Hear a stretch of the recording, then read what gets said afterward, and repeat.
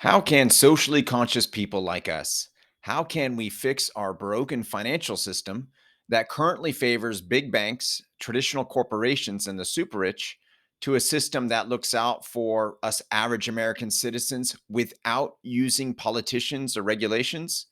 This is the question we ask on the Crowd Effect podcast.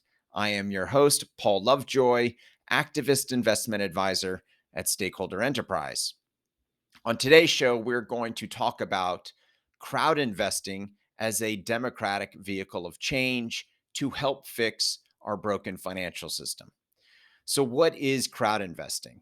Well, it is essentially when a large group of people pool small amounts of money to fund either a loan, a business venture, or a rental property. Now it's divided essentially into three different classes. You have debt, equity, and real estate. So let's start off with debt. All right, this is called crowd lending, when this large group of individuals, and this is a diverse group. It's not all of one type of people. It's completely diverse, decentralized group. And this group pools their money to fund a loan. Now, the most common loans in crowd lending are debt consolidation loans and short-term real estate loans. These are the most common loans that are in crowd lending. Now, why is crowd lending a way to help fix our broken financial system? Well, who is currently loaning money to consolidate debt? Who is currently loaning money for real estate projects? Banks. Banks are big banks, the same banks that are causing financial crisis after financial crisis. There's been a history of banking financial crisis in this country. Since banks were first started, and it's not going to stop anytime soon. So here with crowd lending, it's an opportunity to redistribute that wealth that banks currently have to just average American citizens. Now, there's a couple of other reasons how it will help fix. Now, there's the concentration of wealth. This is one of these problems why we have so many financial crises. It's because there's so much riding on these few banks, success or failure. And if there is a run on the bank, then we have a financial crisis that's happening. It's been going on for a very long time. Bank runs. It still just happened. Um, Now, the other problem is that you have the people at these banks. It's not a diverse group of opinions. They think alike. In Silicon Valley Bank, 7 out of the 12 board members went to Stanford, had master's degrees, graduate degrees at Stanford, and most of them have MBAs, Masters of Business Administration. So there is very common thinking that's happening, and this small group is deciding who gets funding and who doesn't, where their banking assets go, and because of this small group is dictated. They made poor decisions that led up to this bank run. Now, with crowd lending, it's dispersed with this decentralized, diverse set of opinions deciding, well, there should be a loan here to this person, a loan here to that person. Okay, well, this person may have had past history with bad credit. So we'll still loan them some money anyways and get a higher interest rate. And some people are okay with taking on that risk. Some people aren't, and it doesn't create a situation where 12 people say, okay, it's a bad time to loan people with bad credit money. That happens with banks and this concentration of wealth and power. Not with crowd lending. It's very diversified, and people have different risk factors, and can make these decisions independently, and they don't have to consolidate into just one opinion. Um, Also, there are other loans that you can loan to small businesses. Crowd lenders can, and you want to instead, typically, your average person, the only way you can loan money and as an investment are corporate bonds. So you have to loan to corporations, and oftentimes the minimum loan amount is $1,000. Well, with crowd lending, there are investment minimums as little as $10, $10. So it's so easy for anybody to get into to become a crowd lender.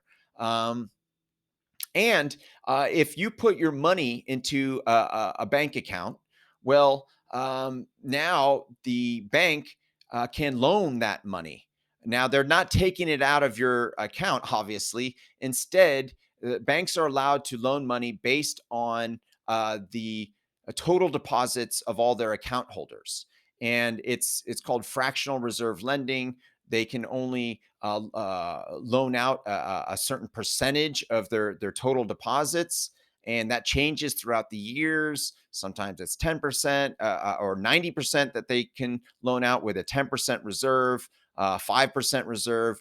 Currently, the reserve percentage is zero. So banks can loan out all of the deposits, and which makes them incredibly vulnerable to bank runs, which happened to Silicon Valley Bank, but it could happen to any of the major banks too.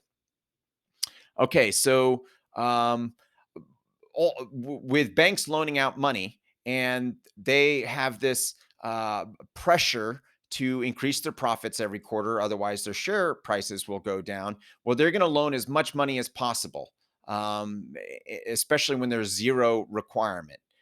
So what happens? Inflation happens when when there's money supply outpaces the demand of goods and services to be created. This inflation happens, and so this banks typically create more money than what's actually needed, and that's why we have systemic inflation. Typically it's 2 to 3% a year. Now it's even greater. It's not because of the banks, but we can talk about that later. But systemic inflation, the reason why our dollar is constantly losing value is because of the money creation that banks are doing. Okay, crowd lending, we're not allowed to create money. We're not allowed to do that. So it's a way to stem this systemic inflation through crowd lending. We can loan money, and we actually have to put up our own money to loan it. So this is an important thing to note. Banks also lend to exploitive companies and projects.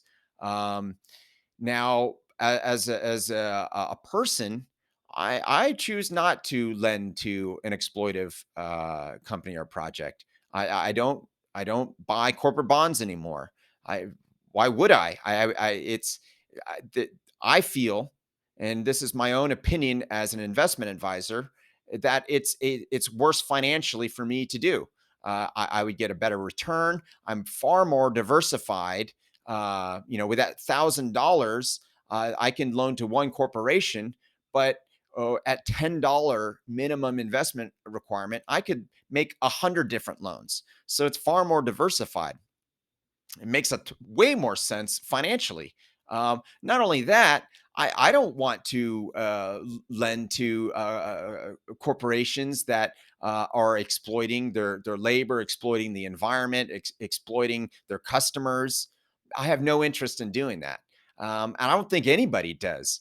Uh, and this is a way, as a crowd lender, we can make these independent choices. Well, I'm going to loan $100 to this small business that this restaurant here or this flower shop or whatever it is. We can make these choices independently. So um, we have this happening. Okay. What else do we have? Part of crowd investing.